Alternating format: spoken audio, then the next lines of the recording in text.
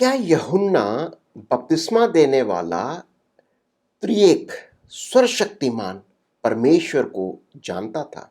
पिछले एपिसोड में हमने देखा यूहन्ना बपतिस्मा देने वाले ने यीशु को संबोधित किया एक बहुत ही अनोखे शीर्षक के साथ। वह यीशु को परमेश्वर का मेमना बुलाता है जो संसार के पाप को उठा ले जाता है। यह वही यूहन्ना है जो अपनी मां की कोख से ही पवित्र आत्मा के साथ भरा हुआ था। वही यूहन्ना जो अपनी मां के गर्भ में खुशी से उछल पड़ा जब उसने मरियम का अभिवादन सुना। वही यूहन्ना जिसने यीशु के बारे में गवाही दी वही है जो तुम्हें पवित्र आत्मा से बपतिस्मा देगा। वही यूहन्ना जिसने कहा कि वह यीशु के जूती का बंधन खोलने के भी योग्य नहीं। वास्तव में यीशु ने इसी यूहन्ना के बारे में गवाही दी थी और कहा जितने महिलाओं से पैदा हुए उनमें यूहन्ना से बड़ा कोई नहीं है, लेकिन जो परमेश्वर के राज्य में सबसे छोटा है वह यूहन्ना से बड़ा है। लेकिन बड़ा सवाल यह है, क्या यूहन्ना बपतिस्मा देने वाले को पता था कि यीशु परमेश्वर का अनंत पुत्र है? क्या वह त्रिएक परमेश्वर को जानता था?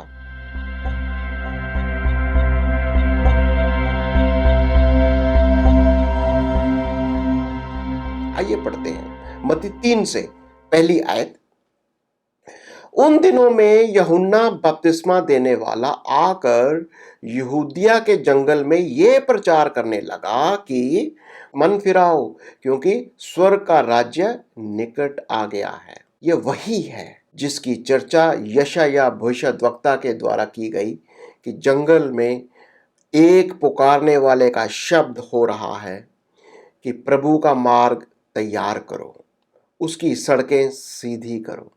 ये यूहन्ना ऊंट के रोम का वस्त्र पहने था और उसकी कमर में चमड़े का पटुका बांधे हुए था और उसका भोजन टिड्डियों और वन मधु था।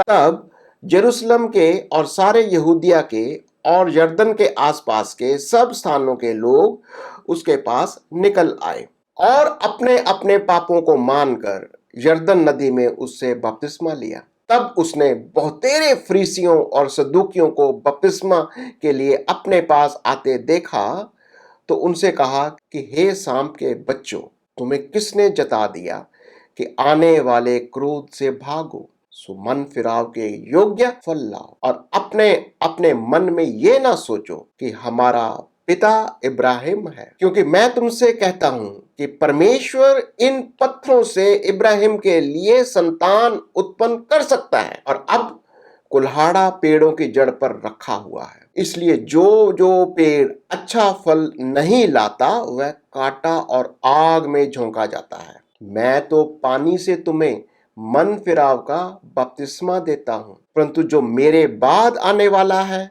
वह मुझसे शक्तिशाली है।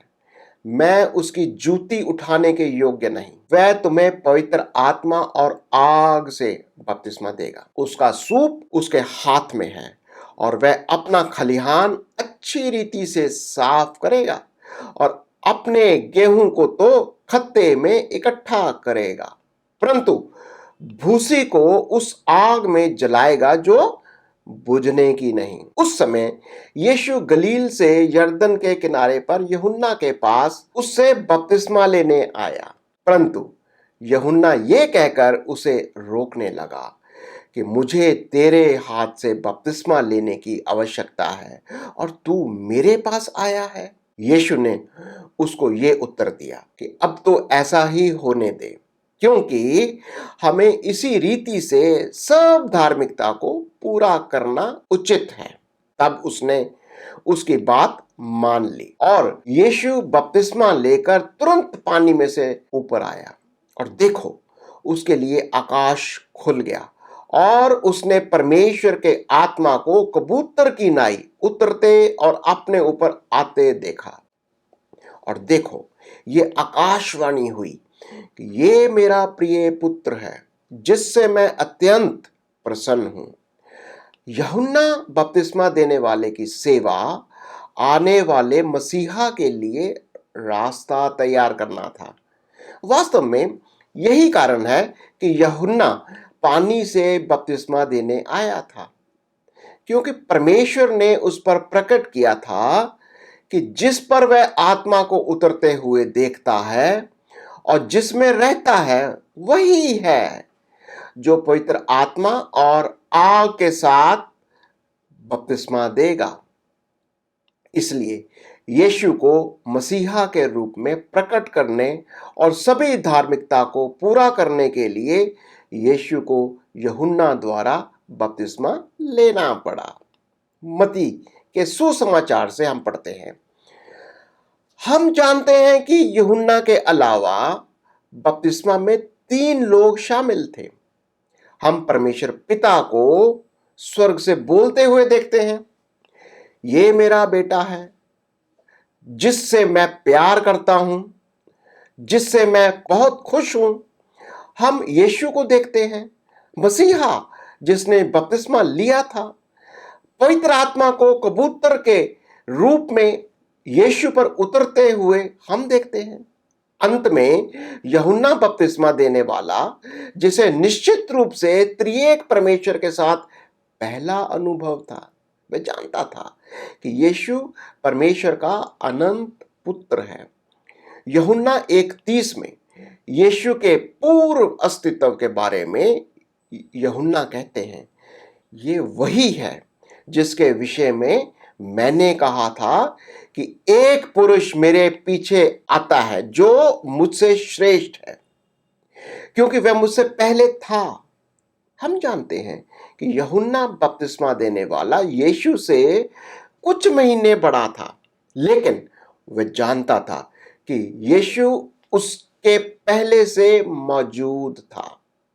वह जानता था कि यीशु वचन था जो सर्वशक्तिमान के साथ अस्तित्व में था शुरू से ही।